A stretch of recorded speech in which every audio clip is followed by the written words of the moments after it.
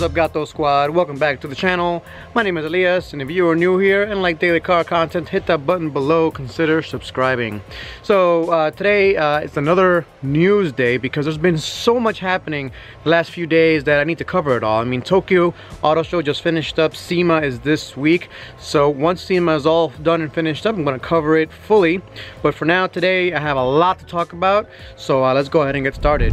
Alright, so a couple of things I want to mention before we start the news is, first, there will be a frosty beverage review at the end of it as usual.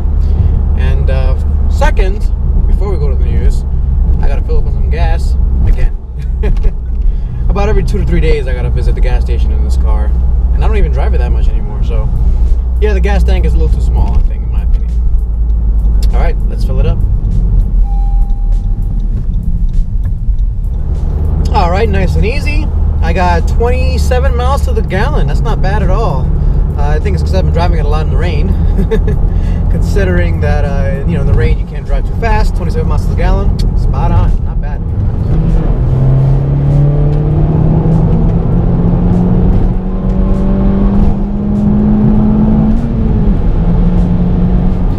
Alright guys, so let's start with some Honda news. So Honda at the Tokyo Motor Show released a number of pretty interesting concept cars. My favorite of which was the Sport EV concept. So the Sport EV concept, EV stands for electric vehicle, was based off of, well, the styling was based off of the old S600 drop top coupe that they used to have back in the 60s or 70s. It was a really nice looking little roadster, had a motorcycle engine, 600 cc's, and it was a chain driven final drive, which again, like a motorcycle. So the whole thing was pretty cool. I would love to drive one day. Unfortunately, I have not been able to do that. They're very, very rare in the States. I think Jay Leno's Garage has one of them. Anyway, so the styling was based off of the old S600, and it looks amazing. I love the way it looks. But the thing is, it is going to be coming with an electric motor, it looks like. So, you know, I'm kind of ambivalent when it comes to that. Yeah, I know electric cars are probably the future. Honestly, autonomous electric cars are probably going to be our future in the next 15 to 20 years. And, you know, you can't stop progress, right? But, you know, if you're going to have a sports car, you're going to want all the sports car sounds. I mean, listen to this Type R, and I haven't even done the exhaust yet. Oh, it's great. And I like to have those sounds. I'm used to having those sounds. The S2000 even sounds amazing as well. But, you know, if Honda does decide to build it, I'm pretty sure it'll be an exciting car. And hey, I may even consider getting one. So, yeah, the sports EV concept, very cool. Next bit of news from Honda is that they just released the Type R crate engine. That's right, the engine that's available in this very car that we're driving right now is now available for sale if you have a racing team. So that's the thing, you need to have a viable racing program and show Honda, hey, I'm a racing program, I'm only going to be using this engine for off-road purposes. And then they will sell you the Type R engine for about $6,500, which, if you think about it, is not too bad. 300 horsepower, 300 foot-pounds of torque, $6,500, $7,000 after shipping. That's not bad, considering other options. I mean, there is the LS2, the LS1s. You can get cheap used engines, but I think it's cool that Honda's at least offering their top-end 4-cylinder engine to race programs. I think that's pretty cool. All right, so let's finish with the Honda news. On to the next bit of news, the Hellcrate. So in the same vein as Honda's offering their crate engine, Dodge is offering up their crate engine. So they're going to be selling the 707 horsepower Hellcat engine, and like I said, it's going to be called the Hellcrate.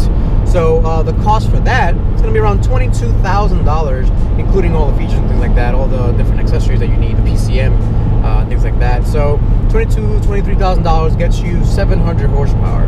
Very cool. I'm glad that they're offering it, at least. And again, it's for racing programs, so you know, you have to tell them, oh, I'm going to use it for an off-road purpose. I think that's a way to get around EPA issues. All right, so that finishes it up with the Hellcrate engine. All right, let's go over some Mazda news now. Now, Mazda Mazda's always been near and dear to my heart. The first car I've ever been in was my dad's 1984, 1985 Mazda 626 sedan. It was an awesome car, manual of course. I spent so many hours in that car, and I've actually driven that car as a kid. My dad put me in his lap and I would drive it around town. It was a lot of fun for me, and that's probably why I got into cars early on, because of that Mazda 626 that my dad loved so much. He had those wire mesh wheels on him as well. He got them aftermarket, they were BBS. It was an incredible thing that my dad introduced me to, and without that car, I don't think I'd be into cars today. So now you know Mazda is near and dear to my heart. So the news from Mazda is actually pretty cool. They're doing some amazing things. At the Tokyo Motor Show, they came out with quite a few concepts and quite a few things they were talking about. So let's go over them.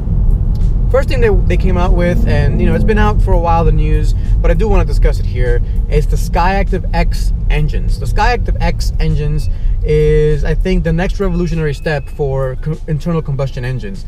I think every company within the next 10 years that keeps using internal combustion engines is going to be switching over to that same technology. So what they're doing is they're taking technology that's usually found in diesels, and that's basically how diesels work, is the piston in the compression stroke, instead of using the spark plug to ignite the fuel, it uses compression to ignite the fuel. And like I said, it's usually found only in diesel engines because of the way that diesel fuel works. But they said they've designed this engine to pretty much perform exactly like a diesel, but with gasoline. And that's huge, because gasoline actually burns cleaner than diesel. It produces less NOx gases, and that's really big for car enthusiasts, for the EPA, for people that for tree huggers. I mean, it's just huge news for everybody. So we're going to be finding the next Skyactiv engine in the newly designed Mazda 3 that's going to come out in the next year or two, and that's going to be huge. So next year, I believe, Mazda 3 is going to come out, and the Mazda KAI, the Kai design that was in Tokyo Motor Show, is going to be basically the next iteration of the next Mazda 3. And if you haven't looked at it, it looks amazing. And this next iteration is going to be even better than the previous generation Mazda 3, which I thought was a really good looking car anyway. So, you know, I love the lines, I love the headlights. One of my favorite things that I saw was the tail lights. I don't know if they're going to make it to the production car, but those tail lights, they just look really cool. I probably spent like a full minute or two just looking at the tail lights of that Mazda 3. It just looks so good. I just love the way they look. And, you know, the front, the swoopy designs, the swoopy lines, you know, it kind of has that rear-wheel drive sedan or coupe or wagon kind of look to it. You know, it's got that long hood and just very sleek, very awesome looking. Love the way that Kai design looks. And in the same vein, they brought out the Vision design, the Vision Coupe design, and that's basically, you know, it shows an overall direction of where they're going to be taking Mazda next. And like I said, the same thing as Kai, all the swoopy designs, the swoopy lines, you know, it just looks really cool the way it stands. I love the headlights. I love the front of both Mazdas. They look really good. And yeah, so I think Mazda's doing an amazing job with designing their cars. Keep it going, Mazda. The next thing I want to talk about from Mazda is that Rotary is still alive. So if you guys don't know what a rotary engine is, you know, some of you may not.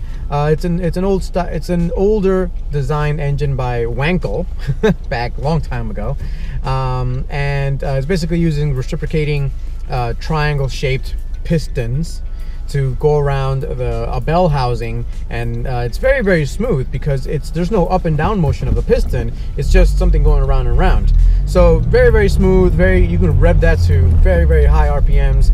And it's an awesome design engine. Unfortunately, most car manufacturers have abandoned the rotary engine, and therefore not much has been done to remedy the issues that it has, namely the apex seals of those engines. So, you know, I have a friend that has an RX-7. It sounds amazing. It spits fire like a boss, and I love being around it, but it's unfortunately every about 70 to 80,000 miles, you do have to rebuild it. It's just something you have to do, and you can't get around it because that's how rotary engines are. And I think, like I said, large part because, you know, rotary engines have not gotten the R&D they deserve. And Mazda has actually said if their Skyactiv X engines work out and everything goes well with the budget and everything, they'll be able to spend some more money developing the next generation of rotary engines, and that'll be very cool to do that. So, you know, I'm glad to hear that the rotary engine is not dead yet. I'm happy to hear they're still alive, and it may even come out in that Vision concept. It could be the next RX, you know, 9, RX 10, who knows. But, you know, it's really cool that Mazda's at least talking about it, and maybe one day we'll see another rotary engine out with us.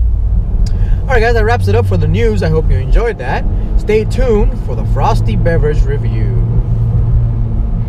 Alright guys, so for today, I opened up a Stout. So one of my subscribers messaged me and said he'd like to see a Stout being reviewed. So here it is. So we have the Millstream Brewing Co. Back Road Stout. Let's have a taste. Wow. So initially, it's very carbonated. So that's the first thing that stands out the most out of this. I don't expect that from an oatmeal stout. Usually oatmeal stouts are less carbonated than most other stouts, but this has the most carbonation of pretty much any beer that I can remember from a bottle. So yeah. Goodness, that's a lot of carbonation. So the taste, now yeah, it's like an oatmeal. It is an oatmeal stout, so it tastes you a little bit of chocolate, a little bit of coffee flavor. Not very strong, not as strong as you think. Not sweet either at all. There's no sweetness here. It's kind of bitter. So if you like that, you would like this. It is just extremely carbonated. Like very, very carbonated. So if you like very carbonated beers and you like stouts, check this out because this will be right up your alley. 6.5% alcohol, so it's not too strong, but not too light. I think it would go great maybe as an after dinner type of beer, more of a sipping kind of beer, kind of like champagne I would say almost, because it's just so much bubbles. Goodness, you leave it in your mouth for a bit and it's just bubbles in there. It's crazy. So take a look at the label there.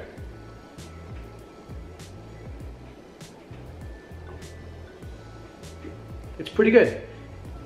Just very, very carbonated. That's the strongest part about this beer. Alright guys, that about wraps it up. I hope you enjoyed this video. If you haven't yet, please go ahead and subscribe, and I'll catch you guys next time. Peace out.